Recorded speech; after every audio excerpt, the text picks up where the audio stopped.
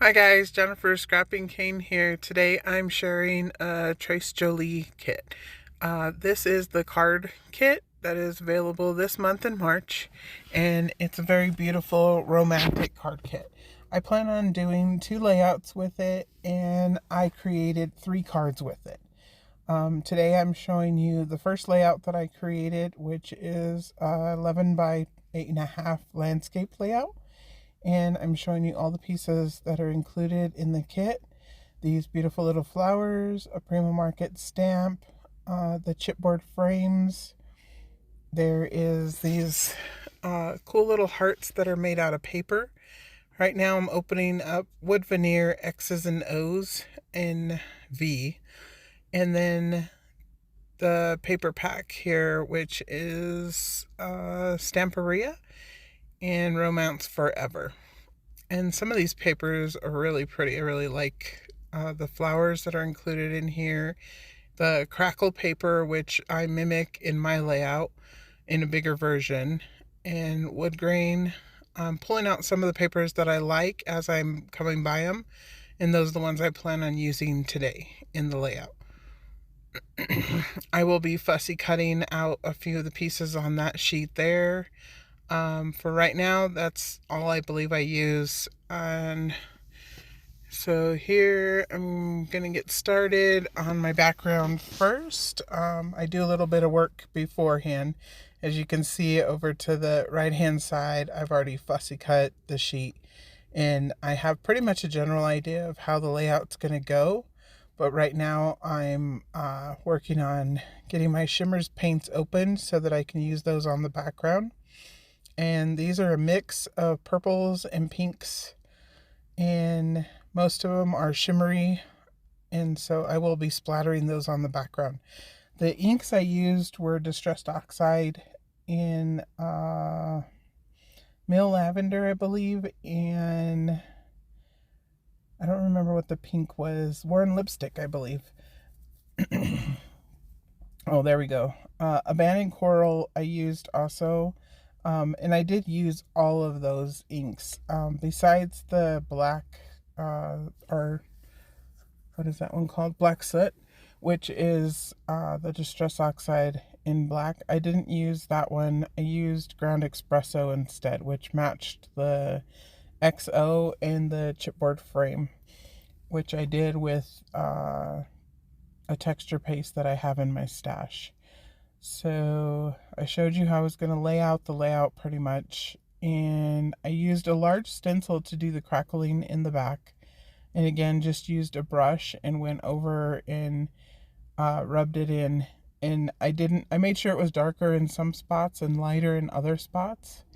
And then now I'm just splattering the shimmers paints, and that's just so when you turn it or look at it at a certain angle, it will shine. Most of the colors blend in at the end, so right now you can see on top, you can see the purple, you can see the pink, but as you can see, I took most of them up with the paper towel, and then I'll do them again. And again, the only reason I did that is because I want the shimmery shine, but I also want the color. So in the close-ups, you'll see the color on it. In the video, it doesn't really show. It just looks like kind of, sort of, threw paint at it, but really didn't do anything.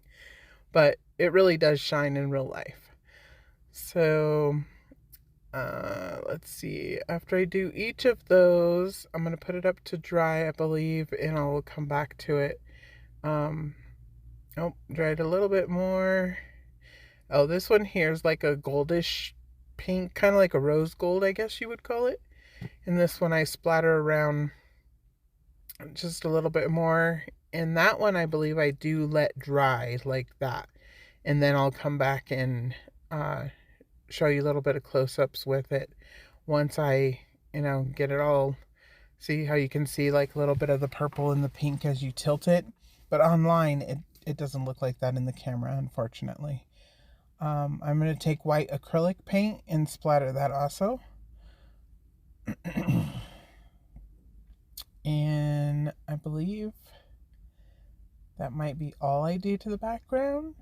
Sorry, I created this a few days ago and was just now getting around to doing the voiceover. So I'm trying out a new app also for my video editing. That's why you see KineMaster at the top. Let me know if you guys think this one's better than the other one or if it's the same. Editing wise, it seems to be working pretty well. So we'll see how it goes. I'm working on some of the embellishments that I'm going to add on the layout. I went ahead and set the background to the side to let it dry.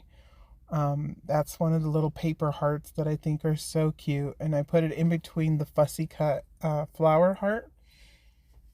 And the photo is of my niece and her husband on their 1-year anniversary, but they actually got married on their 9-year anniversary of dating.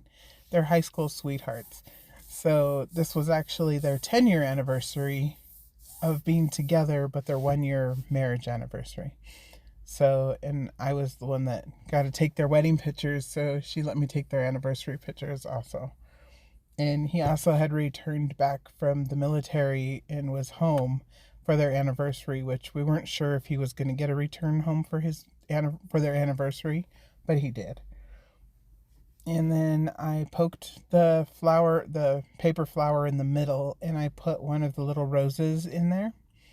I also put one of the roses on the XO. And I'm going to add the corner pieces down, and then I'll put the chipboard frame right there in the middle as I had it. So right now, I think I'm just going to attach everything down. And I want to let you guys know that I'll be doing 2 more layouts for Tres Jolie, which will be on the 13th and the 16th of March. And then that will be it for the month of March. Go ahead and check out their kits and see if there's anything you guys like, you want to pick up. They have some amazing romantic collections in chipboard and a lot of pretty things that you can use on layouts, especially with wedding photos and even everyday photos. But a lot of times the wedding photos are a little bit harder to scrapbook because you want them to be perfect. So I really enjoyed using these kits for wedding photos. This is white acrylic paint once again. After I put my embellishments down, I went ahead and splattered a little bit more so that it's on the papers. And now I'm going to add my photo frame, and I do use double-faced tape and a little bit of liquid glue to hold it down. I've been using chipboard for a few years, and I've never had any issues with it coming back up. As long as you add a little bit of liquid glue down with it, they seem to stay in place. So I'm going to place the photo there in the middle, and I'll put the X and the O's on, and this layout will be complete. Thanks for coming by, guys, and hope to see you soon. There will not be process videos for the other 2, the cards and the other layout, but they will be posted on my Instagram, which the link for my Instagram is down below in the description box. There is one more thing I'm going to add, and this is from my stash. These are the flatback pearls. I pick out pink, purple, and white, I believe, and I will add those in a couple places on the layout. And again, those are from my stash. Those aren't included in the kit. Everything else was included in the kit. And I do stamp around the edge of the layout with a stamp from my stash. And I'm using black archival ink, and then I'm going over the top of it with ground espresso. So it's a mix of black and brown on the layout in the background. And that's just around the edge, on the white edge. And that just kind of gives your layout place to end, so you're not falling off the page, kind of, so to speak. Design-wise, it makes sense. And I believe that's it now. Thanks for joining me, guys, and enjoy the close-ups. See you later. Bye.